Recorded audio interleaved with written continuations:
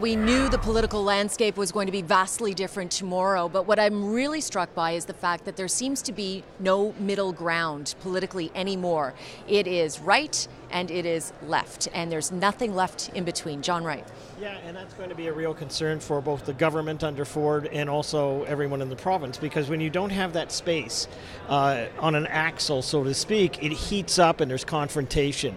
And we've seen that before. We've seen it with Mike Harris and some of the reforms that he brought in. The fact of the matter is that you now have just two sword lengths apart, two ideologically very different groups with no Liberals and one Green Party member off to the side. And what this means is confrontation. It's going to mean that almost every step of the way, Andrea Horwath and her people are going to fight this government to ensure that they are not only the official opposition, but they sideswipe anything that the Liberal Party does to try and grow. So we're into even with Mike Harris, I mean, there was a little bit of space, especially in the second term.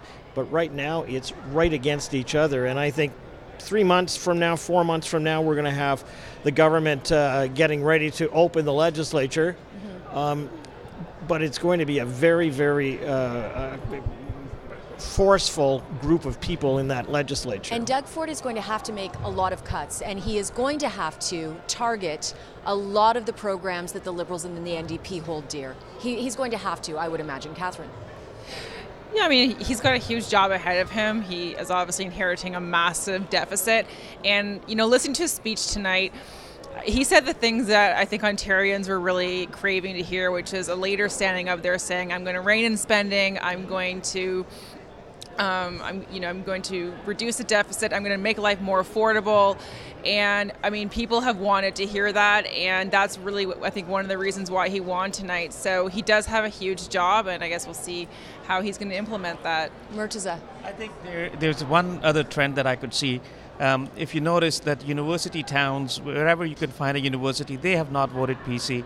So if you look at Kingston, Toronto, Ottawa, even Guelph, where a Green Party candidate, Hamilton, and St. Catharines. So what you see is a sort of a urban core going with the NDP, and university towns going with NDP, and the suburban 905 and then north going to PC. I think these spatial trends would mean a lot in terms of what kind of debates will happen at Queen's Park and what kind of agendas will be there. So you could see already that the focus will be very different, and I could see that it could either be very difficult or could be very smooth, depending upon how eager they are to run a smooth government.